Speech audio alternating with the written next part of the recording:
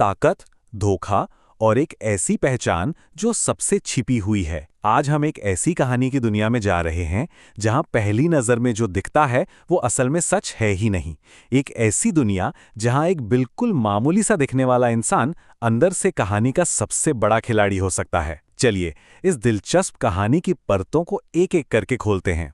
तो कहानी की शुरुआत होती है एक बहुत ही टेंशन भरे माहौल से। सोचिए, एक पूल साइड फोटोशूट चल रहा है और प्रोड्यूसर जयकरण आभा नाम की एक लड़की पर बुरी तरह चिल्ला रहा है। सबके सामने उसकी बेइज्जती हो रही है और यहीं से हमारी कहानी का स्टेज सेट होता है। हमारे सामने दो किरदार हैं। एक तरफ है आभा और दूसरी तरफ है ध्रुव। आभा एक स्ट्रगलिंग एक्ट्रेस है जो बेइज्जती सहकर भी किसी तरह अपना करियर बचाने की कोशिश कर रही है। और फिर है ध्रुव, बिल्कुल सादे कपड़ों में, जिस पर कोई ध्यान भी नहीं दे रहा। पर सवाल यह है कि जो हमें दिख रहा है, क्या वही सच है? तो सीन है एक 5 स्टार होटल का। यहां प्रोड्यूसर जयकरण आभा को सबके सामने जलील कर रहा है और ये सारा तमाशा एक शख्स चुपचाप देख रहा है, उसका पुराना क्लासमेट ध्रुव। आभा और ध्रुव कॉलेज में साथ पढ़ते थे, लेकिन आज ध्रुव के सिंपल कपड़े देखकर आभा उसे एक वेटर समझ लेती है। वो उसे ताने मारती है, उसे नीचा दिखाती है, पर वो इस बात से बिल्कुल अनजान है कि उसकी ये एक गलती सब कुछ बदलने वाली है। मामला और भी ज्यादा तब बिगड़ जाता है जब जयकरण भी ध्रुव को वेटर समझकर उसे धक्का देने की कोशिश करता है। और जैसे ही वो अपना हाथ उठाता है, कुछ ऐसा होता है जिसके बारे में किसी ने सोचा भी नहीं था। और अब होता है पहचान का पहला खुलासा। यहीं से गलतफहमियों के पर्दे उठना शुरू होते हैं और पहली बार असली ताकत की एक छोटी सी झलक देखने को मिलती है। बस एक ही पल में पूरा गेम पलट जाता है। ध्रुव न सिर्फ जयकरण का घूंसा रोकता है, बल्कि उसी के हाथ से उसकी नाक भी तोड़ देता है। वहां मौजूद हर एक इंसान बस देखता रह जाता है। अब जयकरण अपनी बेइज्जती का बदला लेने के लिए सीधे होटल के मालिक मेहुल को बुलाता है। उसे लगता है कि बस अब ध्रुव की नौकरी तो गई, लेकिन होता है बिल्कुल उल्टा। मेहुल जयकरण को पूरी तरह नजरअंदाज करके सीधा ध्रुव के पास जाता है और उसे मिस्टर गिल कहकर एक वीआईपी की तरह इज्जत देता है। ये देखकर तो आभा और जयकरण के होश ही उड़ जाते हैं। जलील होने के बाद जयकरण हार मानने वालों में से नहीं है। वो अपना सबसे बड़ा दांव चलता है। दिल्ली के एक बहुत पावरफुल परिवार को फोन लगाता है ताकि ध्रुव को रास्ते से हमेशा के लिए हटा सके। जयकरण को पूरा यकीन है। वो आमोद शर्मा को फोन करता है और उसे लगता है कि अब तो ध्रुव का खेल खत्म। वो सबको दिखाना चाहता है कि उसकी पहुंच कितनी ऊंची है।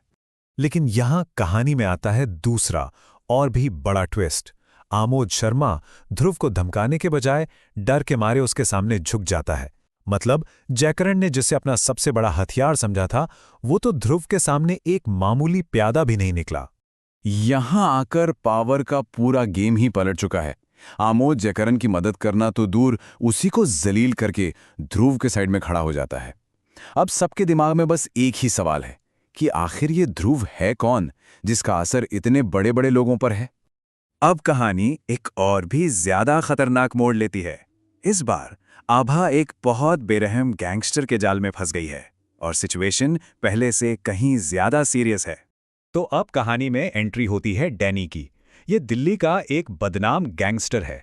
आभा उसके कर्ज के जाल में पूरी तरह फंसी हुई है और डैनी अपना पैसा वसूलने के लिए किसी भी हद तक जा सकता है। आभा की हालत बहुत खराब होती जा रही है। वो एक सुनसान गली में डैनी और उसके गुंडों से घिर चुकी है। बचने का कोई रास्ता नहीं दिख रहा। ऐसे में उसकी आखिरी उम्मीद है ध्रुव को भेजा गया एक छोटा सा मैसेज। ध्रुव मौके पर पहुंचता है, लेकिन वो घबराता बिल्कुल नहीं है। वो शांति से सिर्फ एक फोन कॉल करता है इस पूरे गैंग से निपटने के लिए। फोन के दूसरी तरफ से आवाज आती है तेजा की, और ये एक ऐसा नाम है जिसे सुनते ही दिल्ली का सबसे खूंखार गैंगस्टर डैनी और उसके सारे गुंडे डर से कांपने लगते हैं। इसके बाद जो होता है वो ध्रुव की असली ताकत को दिखाता है। तेजा डैनी के पूरे खतरे को एक ही झटके में खत्म कर देता है, और वो भी इतने बेरहम तरीके से कि देखने वालों की रूह कांप जाए। इन सारे चौंकाने वाले खुलासों के बाद आभा और ध्रुव की दुनिया हमेशा के लिए बदल चुकी है। अब सवाल यह है कि इस नई हकीकत का दोनों पर आखिर क्या असर होगा। यहां हम आभा के कैरेक्टर में पूरा बदलाव देख सकते हैं।